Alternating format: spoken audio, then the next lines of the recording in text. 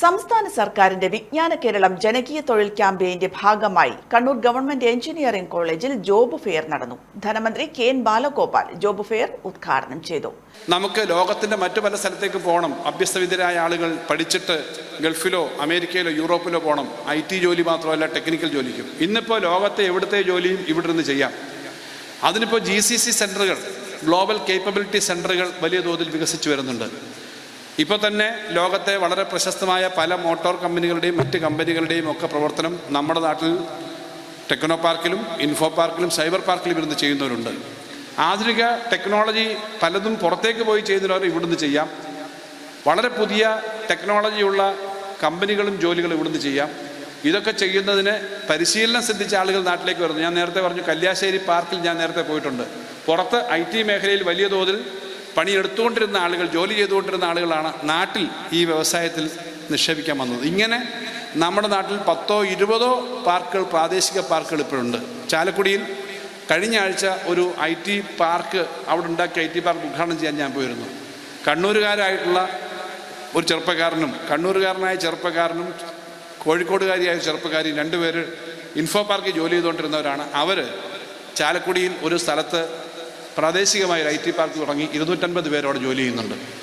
അപ്പോൾ IT പാർക്കുകൾ അവിടെ മാത്രമല്ല, സുൽത്താൻ ബത്തേരിയിലോ കണ്ണൂരിലോ കോഴിക്കോടോ മലപ്പുറത്തോ എല്ലാ സ്ഥലത്തും അത്തരം സ്ഥാപനങ്ങൾ വരാൻ കഴിയും എന്നുള്ളത് ചെറിയൊരു കാര്യമല്ല.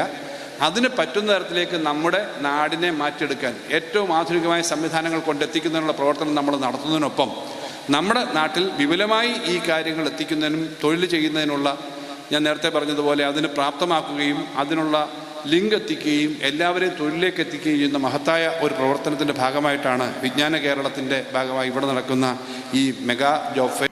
മന്ത്രി രാമചന്ദ്രൻ കടന്നപ്പള്ളി ഉൾപ്പെടെയുള്ള ജനപ്രതിനിധികൾ ഉദ്ഘാടന ചടങ്ങിൽ പങ്കെടുത്തു. രാജ്യത്തിനകത്തും പുറത്തുമുള്ള 100-ലധികം കമ്പനികളും നിരവധി ഉദ്യോഗാർത്ഥികളും ജോബ് ഫെയറിൽ പങ്കെടുത്തു. ഉദ്യോഗാർത്ഥികൾ DWMS പോർട്ടൽ വഴി തൊഴിൽ അപേക്ഷകൾ സമർപ്പിച്ചു കഴിഞ്ഞു. വിവിധ ഒഴിവുകളിലേക്കായി ഇതുവരെ 32,000-ൽ-അധികം അപേക്ഷ പോർട്ടൽ ലഭിച്ചിട്ടുണ്ട്. ജൂൺ 20 വരെ ഓൺലൈനായി അപേക്ഷകർക്ക് തൊഴിൽ മേളയിൽ പങ്കെടുക്കാവുന്നതാണ്. ഇതുവരെയായി 445 തൊഴിൽ വിഭാഗങ്ങളിലായി 35,000-ലധികം ഒഴിവുകൾ DWMS പോർട്ടലുകൾ ലഭ്യമാക്കിയിട്ടുണ്ട്. എന്ന് പറഞ്ഞാൽ ഇതിനുള്ള അവസരങ്ങൾ കണ്ടെത്തുക, അത് പ്രയോജനപ്പെടുത്തുക, അതിനാധാരമായ ചർച്ചകളും നിർദ്ദേശങ്ങൾ നൽകുക എന്ന് പറയുന്ന ഒരു അവബോധം ഈ കാര്യത്തിൽ ഉണ്ടാക്കുക എന്നുള്ളത് തന്നെ പ്രധാനപ്പെട്ട ഒരു കർമ്മം എന്നാണ് ഞാൻ വിനീതമായി വിശ്വസിക്കുന്നത്. ഈ ഒരു പ്രോഗ്രാമിനെ കുറിച്ച് നമ്മൾ നടത്തിയ ഒരു കൺസൾട്ടീവ് സെഷനുകളിലെല്ലാം തന്നെ ഉയർന്നു വന്നൊരു ചോദ്യം, ഇത്രയധികം ജോലി അവസരങ്ങൾ ഉണ്ടായിട്ടും എന്തുകൊണ്ട് നമ്മുടെ നാട്ടിലുള്ള ഉദ്യോഗാർത്ഥികൾ ഇതിനു വേണ്ടിയിട്ട് മുന്നോട്ട് വരുന്നില്ല എന്നുള്ളതായിരുന്നു. പക്ഷേ അതിന് ഉള്ളൊരു ഉത്തരമാണ് ഇന്ന് ഇവിടെ വന്നിട്ടുള്ള ഓരോ ഉദ്യോഗാർത്ഥിയും, ഇവിടെ നിറഞ്ഞു കവിഞ്ഞിരിക്കുന്ന സദസ്സും അതേപോലെ തന്നെ പുറത്തുള്ള രജിസ്ട്രേഷൻ കൗണ്ടറും എല്ലാം അതിന് കൃത്യമായിട്ടുള്ള ഒരു ഉത്തരമാണ്. ഒരു 5000 പേര് ഇന്ന് വൈകുന്നേരം ആകുമ്പോൾ ജോലി ലഭിക്കും, അല്ലെങ്കിൽ ഷോർട്ട് ലിസ്റ്റ് ചെയ്യപ്പെടും. ഇതാണ് അവസ്ഥ. അപ്പോൾ ഒരു ചോദ്യമുണ്ട്, ഈ 50,000 പേര് രജിസ്റ്റർ ചെയ്തിട്ട് അവസാനം ഇവിടെ വരുന്നത് 6,000-7,000 പേരല്ലേ? എന്താ കാരണം? ആത്മവിശ്വാസമില്ലായ്മ. ജോലി വേണമെന്നുണ്ട്, പക്ഷെ ജോലിക്ക് അപേക്ഷിക്കാൻ പേടി, അപേക്ഷിച്ചു കഴിഞ്ഞാൽ അഭിമുഖത്തിന് വരാൻ പേടി.